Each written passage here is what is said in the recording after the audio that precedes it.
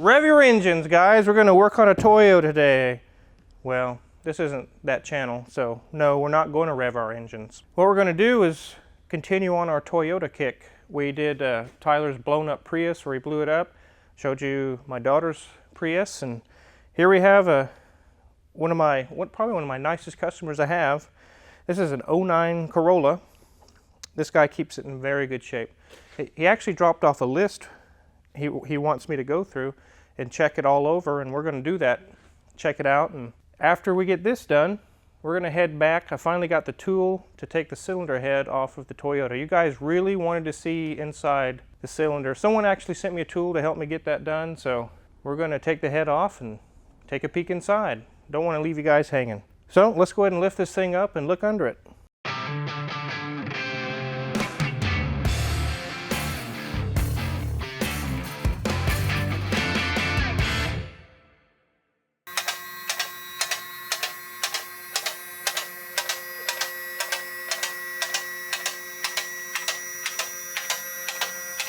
So this one has a little 1.8 4-cylinder in it. It's a little bit bigger than the Prius motor. It's a 1.5 or something, 1.6. It still has an automatic and just a basic Corolla. He does have a huge list of things to look at. We're just going to get a basic check over today. You guys can follow along, and I'll do the in-depth, thorough inspection that he asked for off camera. So let's go ahead and get started. First thing, I'm going to go over a little bit more in depth of things that I look for when I look under a car. The first thing I start with is this lip right here. Have they hit a curb? Have they hit a parking stall? One of those little concrete barriers. Have they destroyed something? Have they broke something? Is there antifreeze? And this looks clean. There's no damage here. So we move back, and we have 2 oil pans, a transmission and the engine. And as you can see, this is a 10-year-old Toyota. Not a drop of anything to be found anywhere. Actually, there is some seepage here if you look here. But that's so small it's not even worth talking about.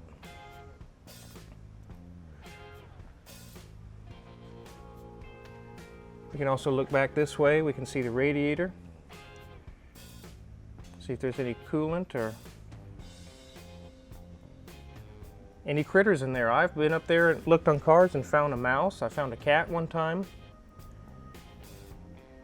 Luckily, we're not finding any of that this time.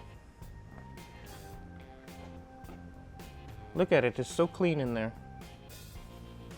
I'm never disappointed by a Toyota. Let's check the brakes. Those are nice and thick. No play. Check the sway bar link. No play. No torn CV boots. These brakes look good. Check the sway bar link. Everything's tight there. No CV boot tears.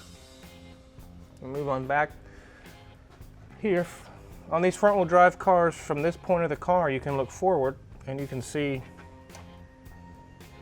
the other side of the engine. Looks like there might be a valve cover gasket up there, just barely seeping, or yeah, that's not very bad. And move back, look at the exhaust, make sure. These are where the catalytic converters are. And if anyone has hit something and if these are dented, they very likely could damage the ceramic that's inside of it. So I like to check those to make sure it's not crushed or dented, or you can check for these fuel lines and evap lines and things and make sure there's brake lines and all that. Make sure there's not any tears or damage there. Here's the fuel tank. You check here for leaks on the filler neck. Exhaust looks good. No leaks on the gas tank. And from back here we have the charcoal canister. It's kind of, if you ask me, that's kind of vulnerable there. But I suppose it would hit this stuff before it would hit the beam here. These have little baby drum brakes on the back.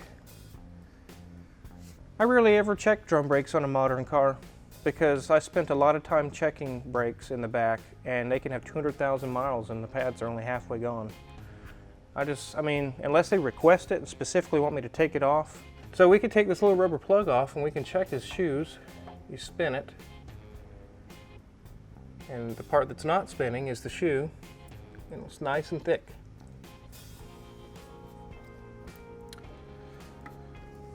And go to this side. Nice and thick shoes.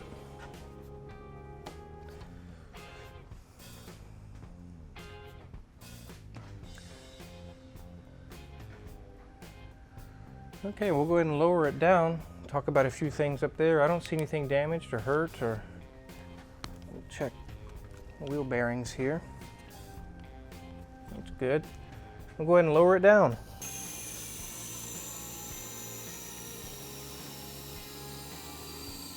So as we just seen under there, it's very clean. Imagine that you're a mechanic and you work in a shop and you've seen thousands of cars, and every time you look at a Toyota, you keep coming across this. It's clean, the customer's happy, really no big issues.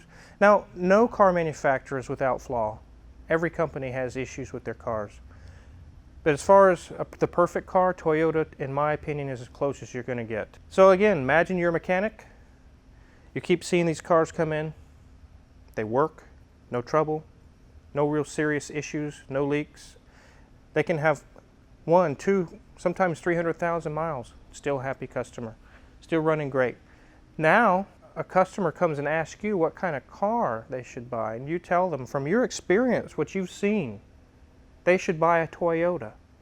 And they look at you and say, I really don't want to spend that kind of money right now. Okay, then why did you ask me? Okay, well, that's all I can say is get a Toyota. Now, Toyota is not known for cutting edge styling. It's not going to be like a Bentley or something just like, ooh, ah. That's not their mantra. That's not what they do. They build cars that run and run and run and run. And they will have things break from time to time, but it's few and far between. Like I've said, and I keep beating a dead horse, I know, but people ask me on a Monday what car they should buy. I tell them a Toyota. They show up on a Friday in an Equinox. It's like, oh my goodness. I mean, it's like, really? Well, I got a good deal on this one. Okay, give it 6 months or a year, you'll see how much of a good deal you really did get. And see how you could have afforded a Toyota after all. So, without avail, let's open the hood and take a look.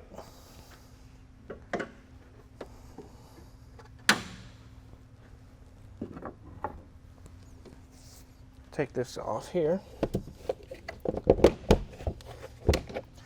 You see here, VVT, variable valve timing. When we had Tyler's Prius engine apart, I showed you guys how that all worked. I showed you the cam actuator or phaser or adjuster, however you want to say it. All that same stuff is under here. Timing chain, cam actuator, a lot of the same technology. This customer was complaining about a surging idle, or occasionally it would die, and it was very rare for it to happen. Just once in a while, or you'd have a fluttering idle, and when he told me those things, that right away came to mind, it's a dirty throttle body. And sure enough, I've already done it. I took this hose off, I moved the throttle blade, and it was just gunky as could be in there. If I let the throttle blade go, it would stick sometimes at a different place than it did the last time I let it go. So I cleaned it all up, and when I first started the car, the idle was really high. And that told me right there the computer's going to have to relearn the new position, because it wasn't closing. I bet it wasn't closing all the way at times, or sometimes it was closing and having to jerk it to get it to come open. And anyways, it's nice and clean, and it's idling really good now.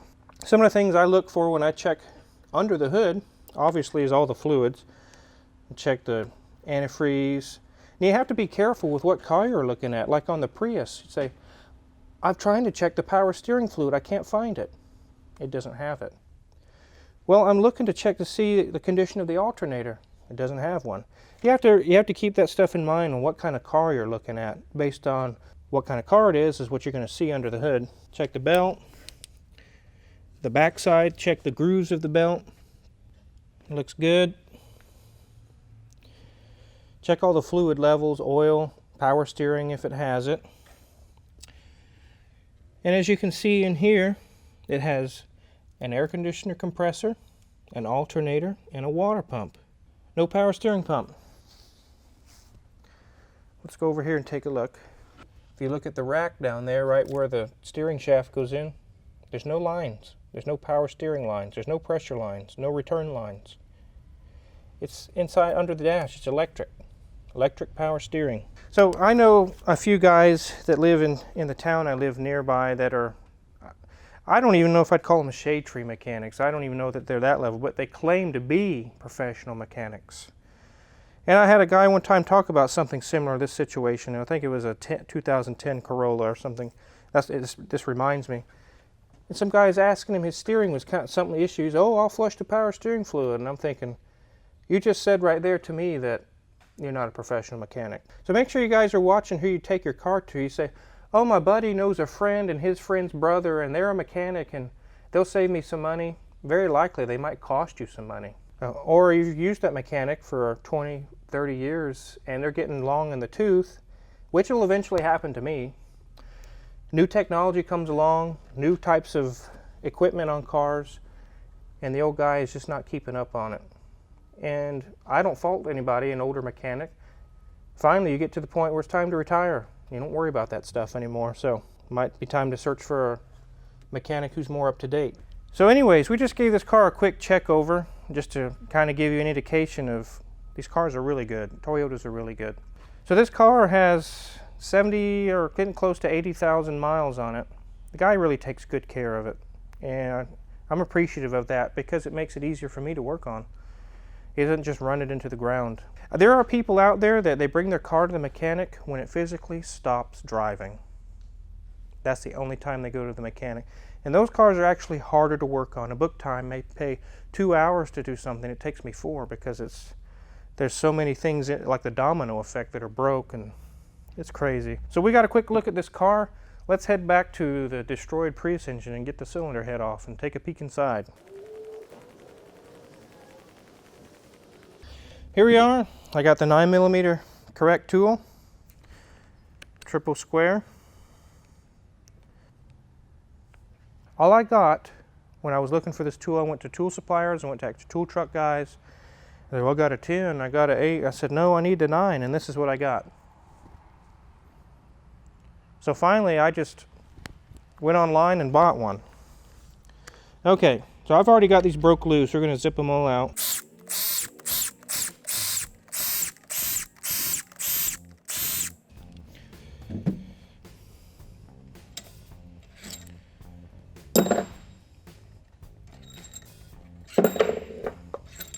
Don't you just love the smell of head bolts when they freshly come out?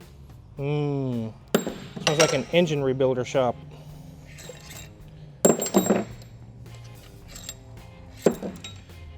Okay.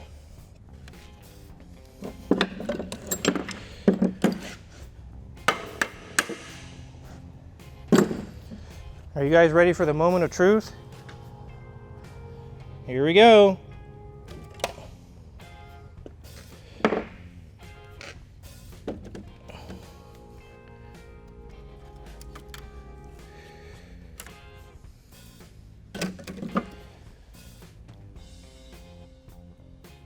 Really nothing surprising in here. So I think what happened is the piston went up to its top of its travel and just stopped, broke because it broke. Everything, the destruction happened down here while this thing just sat up here and did nothing. One thing I can see, the lifter, as you can hear, the lifters are falling everywhere, and I really don't care on this engine. These aren't closing. They're bent.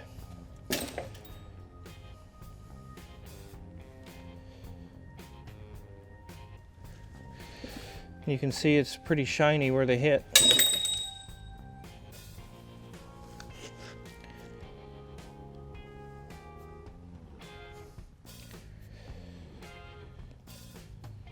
So this engine is useless, obviously. I wouldn't even want to rebuild this. I mean, maybe the head could be rebuilt, but the rest is trash. It's going to go in my scrap pile. Let's flip this thing over. Tyler says I have wizard strength, so let's go ahead and utilize the wizard strength.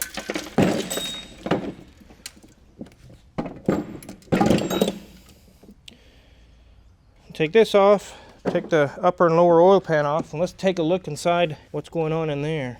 This engine's a little tiny engine. It's not much smaller displacement wise than the Corolla engine, but it's really kind of a small little baby engine.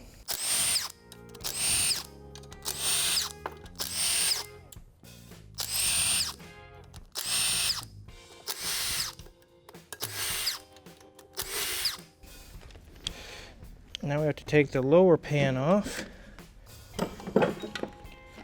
Look at this huge extension for these little bolts.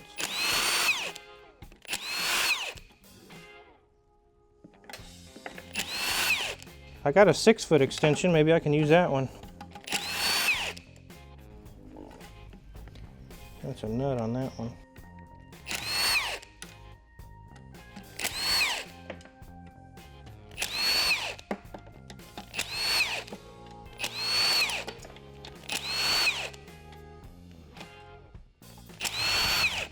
This engine's kind of fun to take apart because I don't have to give a crap about procedures. I can just rip it apart.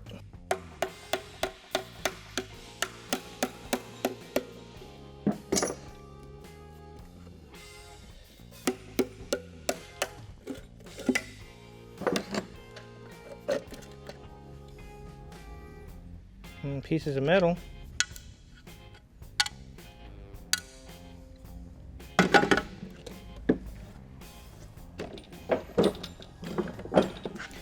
Okay, we have a few more bolts down in here. Get the carnage out of the way.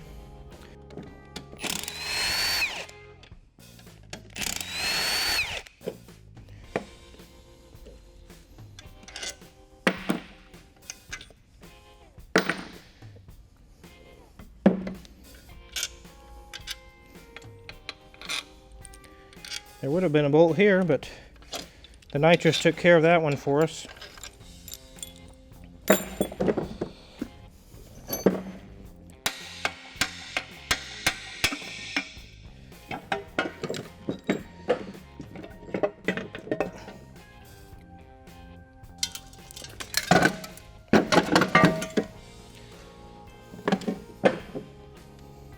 It just broke the connecting rod in half and flailed it around. This connecting rod's been bent. Actually, it broke that piston. I never realized that till we got it apart. The piston, that's why the valves hit in that cylinder.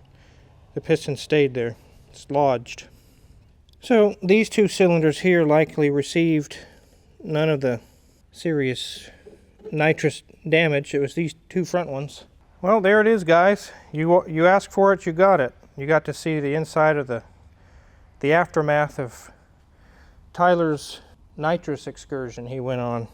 Quite an expensive push of a button. So there it is. It's all in pieces in all its glory, and here pretty soon my office guy actually does scrap iron on the side. It'll likely make its way to his yard and off to be recycled. If any of you guys seen any tools I use, obviously now I have the 9mm triple square. We sell them on Amazon affiliates. Check that page out. We also have hoodies and coffee mugs and shirts for sale with Car Wizard on them. We actually have a shirt for sale on there now that says "Not the Wizard's Fault." It has an atomic explosion. It's just kind of a scoff at the trolls. Anyways, thanks for watching, and we've got many more cool videos to come. And who knows what Tyler's next adventure will be.